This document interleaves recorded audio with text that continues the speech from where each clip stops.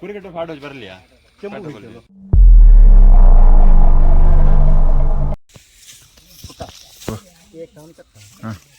ಇವತ್ತಿನ ಕಾರ್ಯಕ್ರಮ ಗುಡ್ಡದ ಭೂತ ಅಂತ.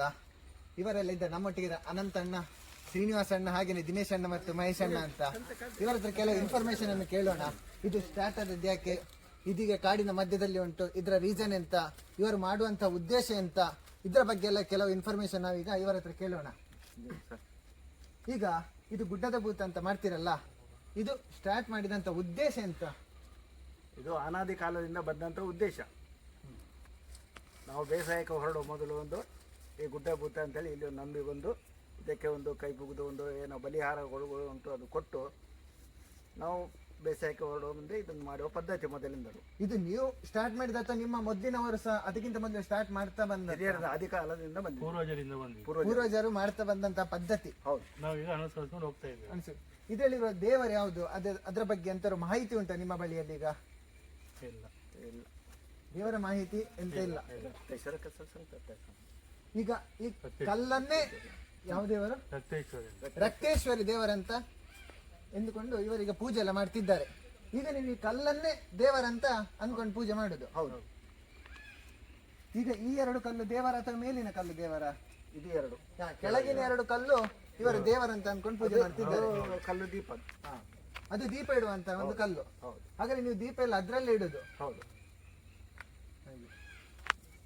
ಮುಂದೆ ಬಲಿಹಾರ ಕೊಟ್ಟದಿಂದ ಬಡಿಸುವ ಒಂದು ಕಾರ್ಯಕ್ರಮ ಉಂಟು.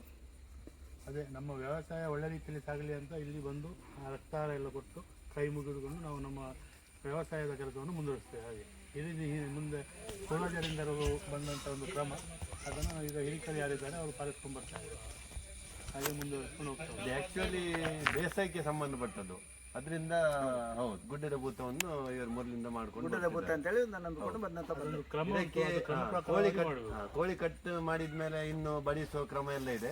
ಅದು ಆಮೇಲೆ ಅದೇ ರೆಡಿ ಆದ್ಮೇಲೆ ಬಡಿಸುವಂತ ಕ್ರಮ. ಇದಕ್ಕೆ ಪದ್ಧತಿ ಹೇಗೆ? ಮೊದಲು ಪಂಚಗಜ್ಜೆ ಹಾಗೆ ಎಲ್ಲ ಏನಿದು ಇಲ್ಲೇ ಬಂದು ರೆಡಿ ಮಾಡಿ ಇಲ್ಲೇ ಬಡಿಸಿ ಆಮೇಲೆ ತಗೊಂಡು ಬಂದು. ಇದು ಫ್ರೆಂಡ್ಸ್ ಮನೆಯಲ್ಲಿ ತಯಾರಿಸಿದೆ, ಇಲ್ಲೇ ಬಂದು ತಯಾರು ಮಾಡಿ ಐಟಮ್ ಅಥವಾ ಪ್ರಸಾದ ಅಂತ ಹೇಳ್ತೇವೆ ನೋಡಿ, ಅದನ್ನು ಇಲ್ಲಿಯೇ ಬಡಿಸುವಂತಹ ಪದ್ಧತಿ. ಮೊದಲಿಂದ ಕೂಡ ಇವರು ಇದೇ ರೀತಿ ಆಚರಿಸ್ತಾ ಬರ್ತಾ ಇದ್ದಾರೆ. ಮತ್ತೆ ಇಲ್ಲಿದ್ದು ವಿಶೇಷ ಅಂದ್ರೆ ಇಲ್ಲಿ ಗುಡ್ಡದ ಬುಡ್ಡ ಉಂಟಲ್ಲ, ಇಲ್ಲಿ ಕೋಳಿ ಪದಾರ್ಥ ಮಾಡಿದ ಒಂದು ತುಂಬಾ ಟೇಸ್ಟ್ ಎಲ್ಲಿ ಕೂಡ ಇಲ್ಲ. ನಮ್ಮ ಮನೆಯಲ್ಲಿ ಎಷ್ಟು ಒಳ್ಳೆ ಮಾಡಿದ್ರು ಕೂಡ ಟೇಸ್ಟ್ ಬರಲ್ಲ. ಅಂದ್ರಿಂದ ಇಲ್ಲಿ ಎಲ್ಲ ರೆಡಿ ಮಾಡಿ ಇಲ್ಲೇ ತಯಾರು ಮಾಡುವ ಒಂದು ರುಚಿಯೇ ಬೇರೆ, ಪ್ರಕೃತಿಯ ರುಚಿ. ಮತ್ತೆ ಇಲ್ಲಿ ಕೋಳಿ ಬಲಿಹಾರ ಕೊಟ್ಟಿದ್ದು ಮನೆ ಒಳಗೆ ಬೇಯಿಸ್ಲಿಕ್ಕೆ ಇಲ್ಲ, ಇಲ್ಲಿ ಗುಡ್ಡೆಯಲ್ಲೇ ಮಾಡುದು. ಅದಕ್ಕೆ ಹೇಳೋದು ಗುಡ್ಡೆ ಬುಟ್ಟ ಆ ಪದ್ಧತಿ ಕೂಡ ಇದೆ ಹಾಗೆ. ನಿಮ್ಮದೀಗ ಜನಸಂಖ್ಯೆ ಹೇಗೆ, ಎಷ್ಟು ಕುಟುಂಬದವರಲ್ಲೇ ಇದರಲ್ಲಿ ಭಾಗಿಯಾಗ್ತಾರೆ? ಒಂದು ಭಾಗಿ 12 ಜನ ಇದ್ದಾರೆ. 12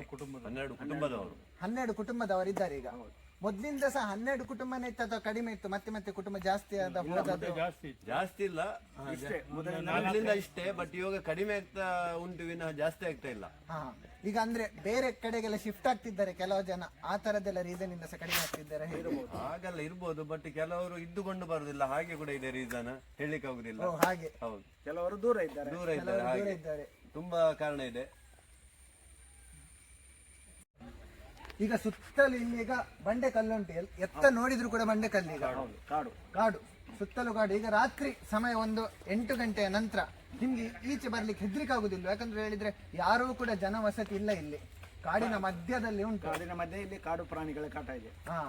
ನಾನು ಕೇಳುದು, ಒಂದ್ ವೇಳೆ ರಾತ್ರಿ ಈಚೆ ಸಂಚಲನ ಮಾಡುವಾಗ ಎಂತಾದ್ರು ಶಬ್ದ ಎಂತಾದ್ರು ಆ ತರದ್ದೆಲ್ಲ ಎಂತಾದ್ರು ಕೇಳಿಸ್ತದೆ ನಿಮ್ಗೆ? ನೀವು ಯಾವತ್ತಾದ್ರು ರಾತ್ರಿ ಹೊತ್ತಿಗೆ ಬಂದಿದ್ದೀರಾ? ತುಂಬಾ ಅನುಭವ ಆಗಿದೆ. ಅದು ಏನೋ ಪರೀಕ್ಷೆ ಮಾಡ್ಲಿಕ್ಕೆ ಬರುದಿಲ್ಲ, ಯಾಕಂದ್ರೆ ದೇವರು ಹಾಗೆ. ಈಚೆ ಕಡೆ ತುಂಬಾ ಅನುಭವ ಆಗಿದೆ, ಪಕ್ಕದಲ್ಲಿ ಕೆರೆ ಸಹ ಉಂಟು. ನೀವು ಮಧ್ಯಾಹ್ನ ಹೊತ್ತಿಗೆ ಸ್ನಾನ ಮಾಡ್ಲಿಕ್ಕೆ ಆತರ ಯಾವತ್ತಾರು ಬಂದಿದ್ದೀರಾ ಇಲ್ಲಿ ಕೆರೆಯಲ್ಲಿ? ಕೆರೆಯಲ್ಲಿ ಬಂದಿದ್ದು, ಸ್ನಾನ ಮುಂಚೆಯಿಂದ ಕೂಡ ಬರ್ತಾ ಇದ್ದೇವೆ, ಇವಾಗ ಇಲ್ಲ, ಒಂದು ಕೆಲವು ವರ್ಷ ಆಯ್ತು ಹಾಗೆ. ಆವಾಗೆಲ್ಲ ನಿಮ್ಗೆ ಅನುಭವ ಆಗಿದೆ ಒಂಥರ ವಿಚಿತ್ರ ಎಲ್ಲ, ಮಧ್ಯಾಹ್ನದ ಹೊತ್ತು ಮತ್ತು ರಾತ್ರಿ ಹೊತ್ತಲ್ಲಿ ಎಲ್ಲ. ಈಗ ಈಚೆ ಬರುದು ತುಂಬಾ ಕಡಿಮೆ. ಇವಾಗ ನಾ ಹೇಳಲಿಕ್ಕಿದ್ರೆ ಗುಡ್ಡದ ಭೂತಕ್ಕೆ ಮಾತ್ರ ಈ ಕಡೆ ಬರುವಂತ ಹೇಳ್ಬೋದು ಅಷ್ಟೇ. ಓ, ಬೇರೆ ಸಮಯದಲ್ಲಿ ಈಗ ಬರೋದಿಲ್ಲ. ನಮ್ಮ ಕೆಲಸಗಳೆಲ್ಲ ಎಲ್ಲರೂ ಬಿಸಿ ಇರ್ತಾರೆ, ಹಾಗೆ ವರ್ಷಕ್ಕೊಮ್ಮೆ ಇಲ್ಲಿ ಗುಡ್ಡದ ಬಂದು ಸರಿಯಾಗಿ ಬರ್ತಾರೆ. ಮತ್ತೆ ಸಂಜೆ ಹೊತ್ತಲ್ಲಿ ಉಮಿಲ್ದು ಕಾಟ ತುಂಬಾ ಉಂಟು, ಹಾಗೆ ಬರ್ಲಿಕ್ಕೆ ಆಗುದಿಲ್ಲ. ಓ, ಸೊಳ್ಳೆ ಕಾಟ ಕೂಡ ತುಂಬಾ ಉಂಟು.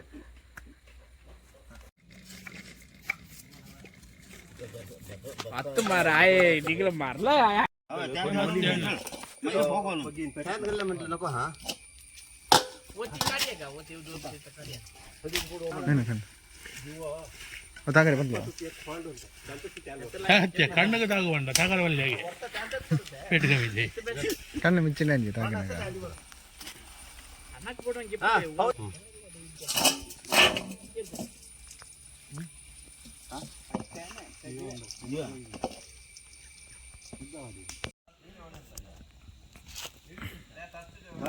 ಒಂದು ಮಸ್ತ್ ಬಿಜೆಕ್ರನ್ನ ಐತೆ.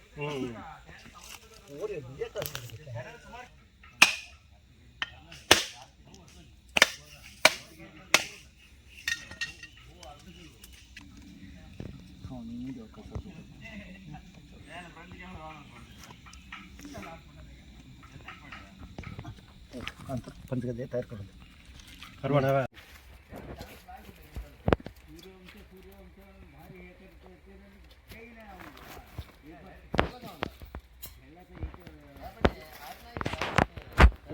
teman main first time hari surya kita senya our next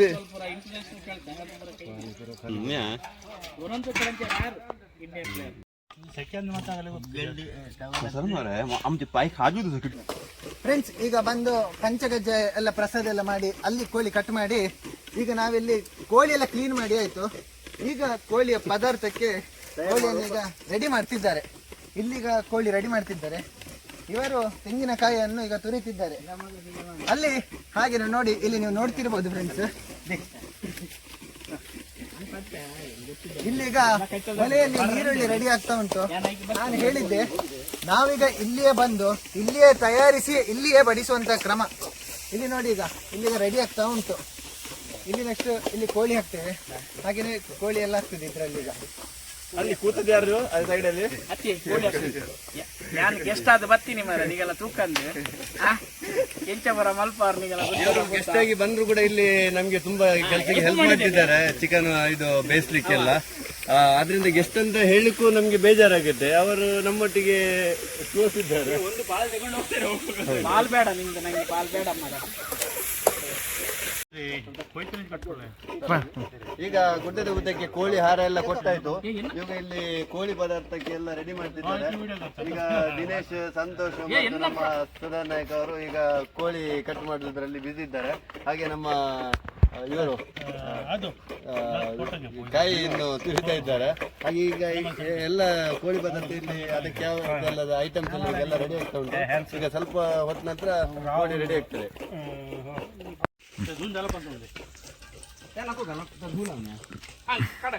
ಎಣ್ಣೆ ಪೂರ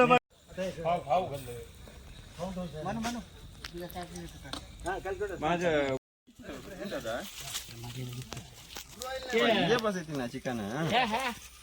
ಈಗ ಗುಡ್ಡದ ಭೂತದ ನಮ್ಮ ಕೊನೆಯ ಹಂತಕ್ಕೆ ಬಂದಿದ್ದೇವೆ. ಇವಾಗ ದೈವಕ್ಕೆ ಬಡಿಸೋ ಕಾರ್ಯಕ್ರಮ. ದೈವಕ್ಕೆ ಇವಾಗ ಅದೇ ಕಳ್ಳು ಅಂತ ಹೇಳ್ತಾರೆ, ತುಳುವಲ್ಲಿ ಕಲಿ ಅಂತ.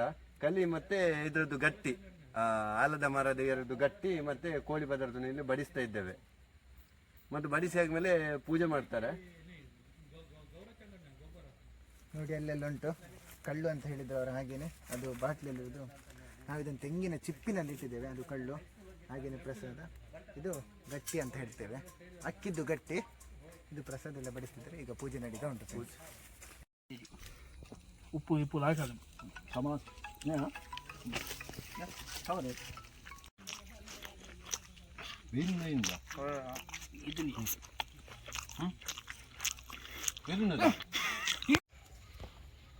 ಇವಾಗ ಗುಡ್ಡದ ಊಟದ ಕಾರ್ಯಕ್ರಮದ ಕೊನೆ ಹಂತಕ್ಕೆ ಬಂದಿದ್ದೇವೆ. ಇವಾಗ ಬಡಿಸುವ ಕಾರ್ಯಕ್ರಮ, ಎಲ್ರಿಗೆ, ಎಲ್ಲ ಮನೆಗಳಿಗೆ, ಎಲ್ಲ ಕುಟುಂಬಕ್ಕೆ ಬಡಿಸುವ ಕಾರ್ಯಕ್ರಮ.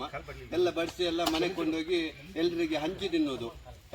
ಮೊದಲಿಂದ ಗುಡ್ಡೆಯಲ್ಲಿ ಊಟ ಮಾಡಿದ್ದು ಕ್ರಮ ಇತ್ತು. ಇವಾಗ ಅದು ಯಾರು ಕೂಡ ಅನುಸರಿಸಿಲ್ಲ ಅಂದ್ರೆ ಆಗುದಿಲ್ಲ. ಮಳೆ ಬರ್ತದೆ ಅದೆಲ್ಲ ತುಂಬಾ ಪ್ರಾಬ್ಲಮ್ ಎಲ್ಲ ಇದೆ.